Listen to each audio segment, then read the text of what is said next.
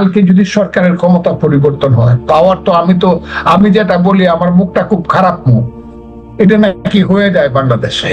আমি শেখ হাসিনাকে বলতাম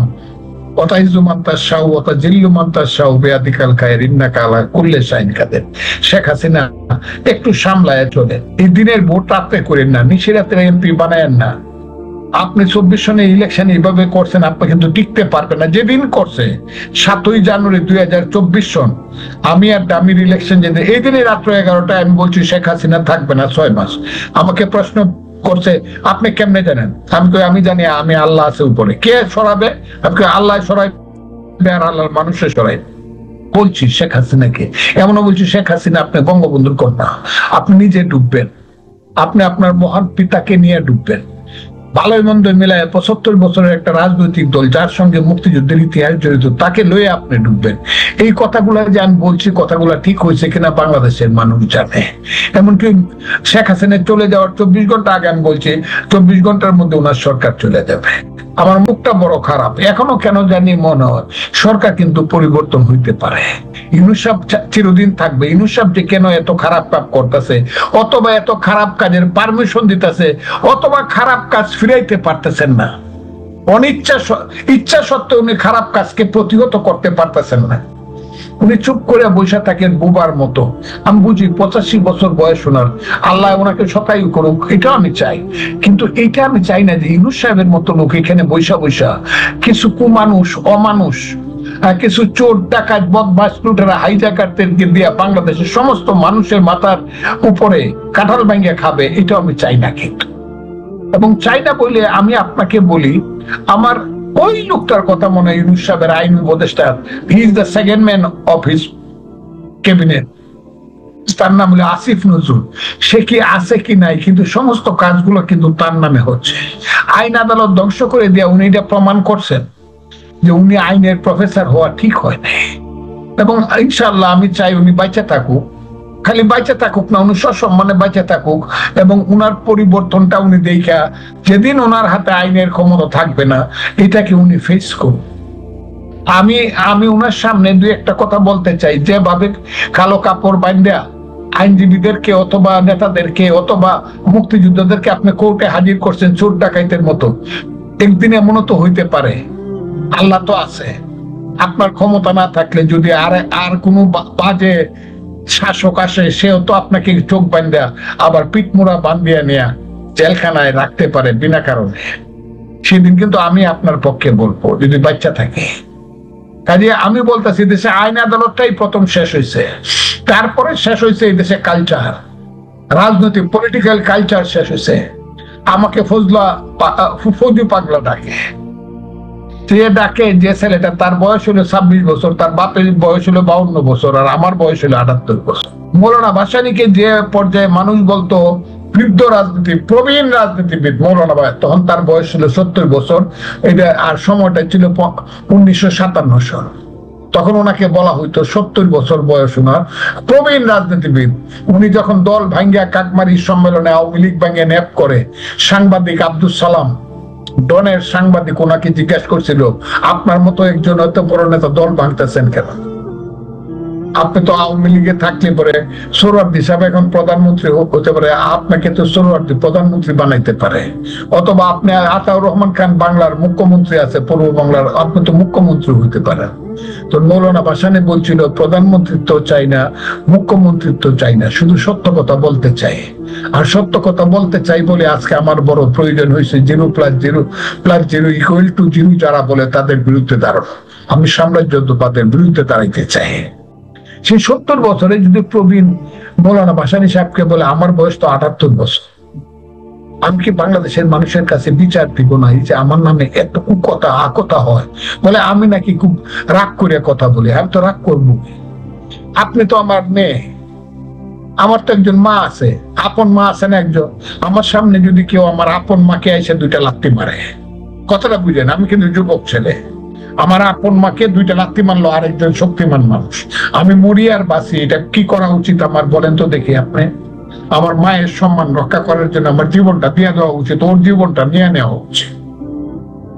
আমার মা হইলো মুক্তিযুদ্ধ, মুক্তিযুদ্ধ না হইলে রাজনীতির মা হইলো বাংলাদেশের, রাজনীতির মার নাম হলো মুক্তিযুদ্ধ। বাংলাদেশে যদি মুক্তিযুদ্ধ না হইতো তো বাংলাদেশ হইতো না, এটা পাকিস্তান থাকতো।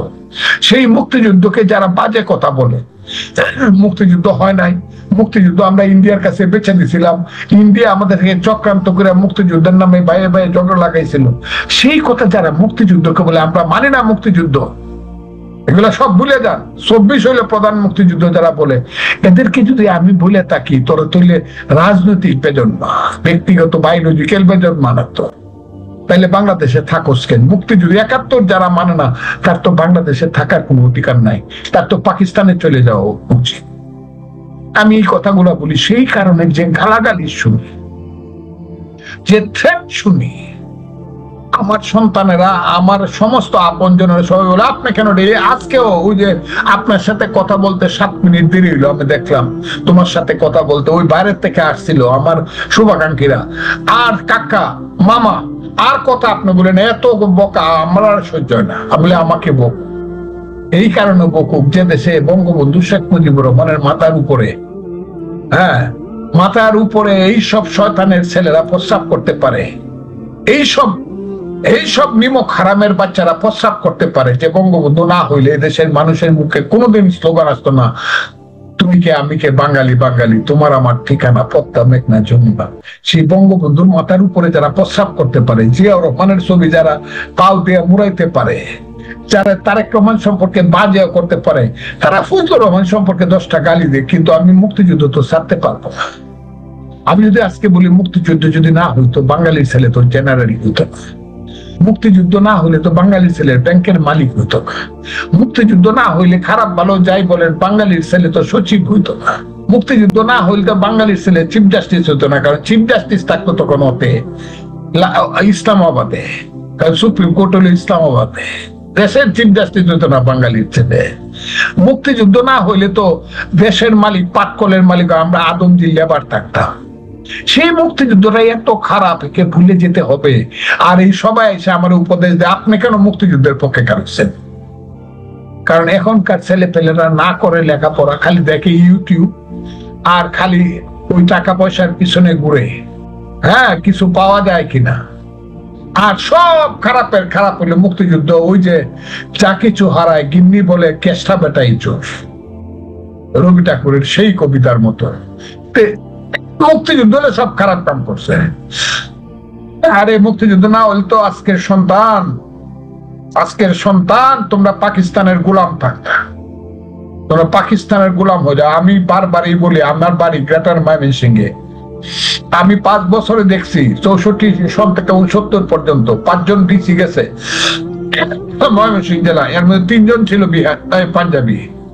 কিশোরগঞ্জে 5 জন এসডিও গেছে, এর মধ্যে 3 জন ছিল পাঞ্জাবি।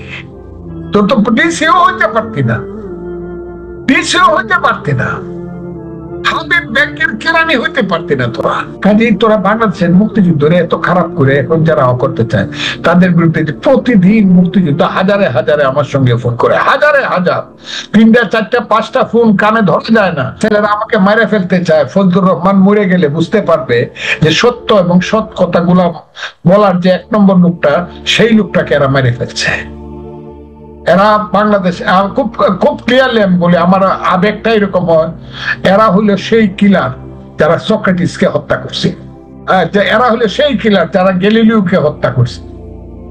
যে গ্যালিলিও বলছিল পৃথিবী ঘুরে সূর্য ঘুরে না, এরা হলো সেই কিলার যারা বঙ্গবন্ধুকে হত্যা করছে।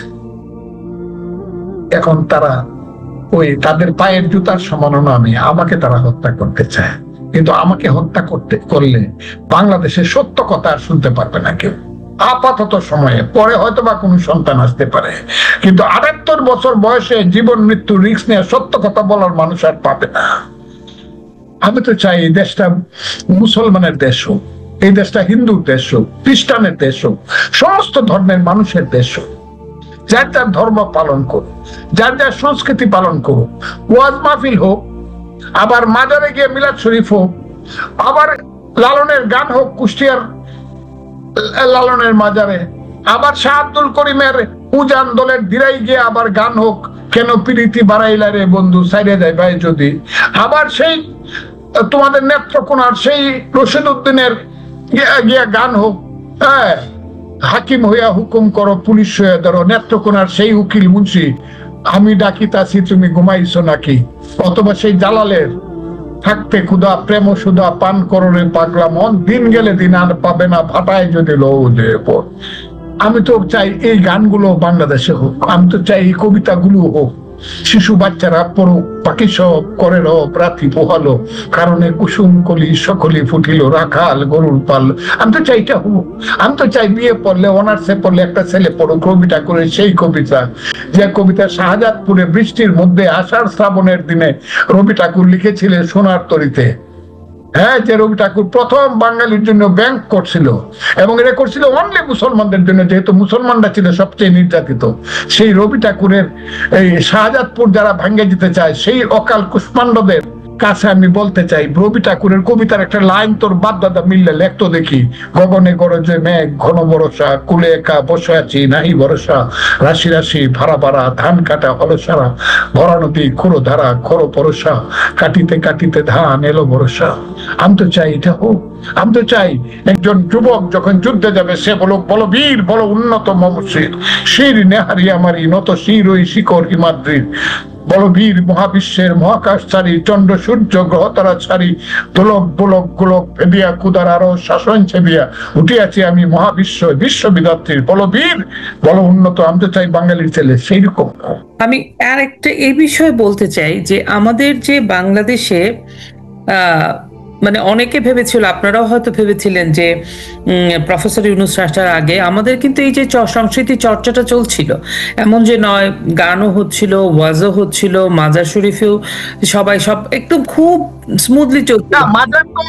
মাজার তো দেখলে এখন ওই যে একটা আছে মৌলানা আমির হামজা, ও কুষ্টিয়ার থেকে দাঁড়াইছে জামাতের ক্যান্ডিডেট হইয়া, এ তো বলে কোটি কোটি টাকা দিব শাহজালালের মাজার ভাঙ্গা ফেলো, মাজার ভাঙ্গা ফেলতে চায়।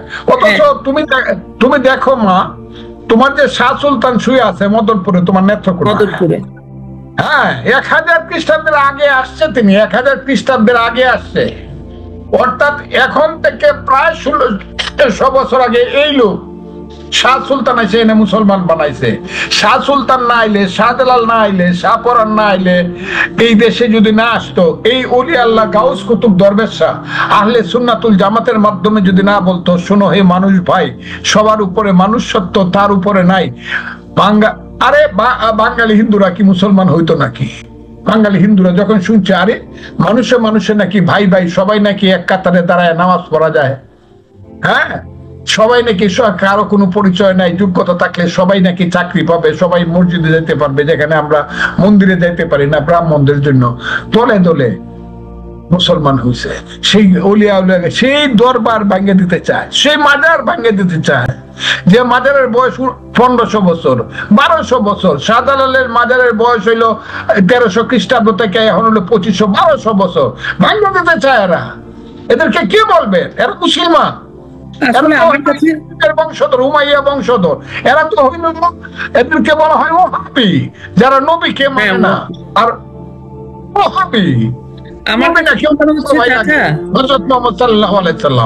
কাজে আমি বলি এই দেশে ধর্ম থাকুক, সবাই সবার ধর্ম পালন করুক, এদেশের সংস্কৃতি থাকুক, সাহিত্য থাকুক, জ্ঞান থাকুক, বা বিজ্ঞানেও একটা ছেলে মঙ্গল গ্রহে যাওয়ার মতো, নাসাতে যাওয়ার মতো আমার বাঙালির ছেলে ঢাকা বিশ্ববিদ্যালয় হোক, আর ইঞ্জিনিয়ারিং ইউনিভার্সিটি হোক। রে ইঞ্জিনিয়ারিং ইউনিভার্সিটি আমি যেটাকে নিয়ে সবচেয়ে গর্ব করতাম, যে ডাবল স্টার না পাইলেও ভর্তি হইতে পারে না, 100-র মধ্যে 10 জন ছেলে ভর্তি হইতে পারে, বাংলার শ্রেষ্ঠ ছেলে। সেই ছেলেদের মুখে যে স্লোগান শুনলাম, তারেক রহমান আর খালেদা জিয়ার বিরুদ্ধে আর বিএনপির বিরুদ্ধে, আল্লাহ আমাদেরকে রক্ষা করো, ইঞ্জিনিয়ারিং ইউনিভার্সিটির ছেলেরা এইরকম স্লোগান দিতে পারে। এই যে স্লোগান দেখলাম আমি, এই যে দেখলাম শিবিরের ছেলেরা ইসলামের নামে যে স্লোগান দেয়, এরা নাকি আবার ইসলাম করে, ওই যে গোলাম আজম আর কি নিজামি টিজামির ছবি টাঙ্গাইছে ঢাকা বিশ্ববিদ্যালয়ে। এখন এদেরকে আমি যদি বলি রাজাকারের বাচ্চা, এমনি কয়ে ফজলুর রহমান বকাবো, গোলাম আজমের ছবি নিজামের ছবি ঢাকা বিশ্ববিদ্যালয়ে টাঙ্গাবে, যে ঢাকা বিশ্ববিদ্যালয়ের বয়স হলো 104 বছর। 104 বছরে 10,000 মহামানব ঢাকা বিশ্ববিদ্যালয়ে বাইর করছে। সেই 104 বছরে ঢাকা বিশ্ববিদ্যালয় পাকিস্তান বানাইছে, ঢাকা বিশ্ববিদ্যালয় বাংলা ভাষা সৃষ্টি করছে, রক্ষা করছে, ঢাকা বিশ্ববিদ্যালয় শিক্ষা আন্দোলন করছে, ঢাকা বিশ্ব 69-এর গণ অভ্যুত্থানের নেতৃত্ব দিছে, ঢাকা বিশ্ববিদ্যালয় মুক্তিযুদ্ধের যুদ্ধ করছে সবচেয়ে বেশি, সেই ঢাকা বিশ্ববিদ্যালয় কে? হ্যাঁ, এখন রাজাকারের বাচ্চারা গোলাম আজমের টাঙ্গা আর এটা বানাইছে একটা সিনিয়র মাদ্রাসা, আর এই সিনিয়র মাদ্রাসার মুদার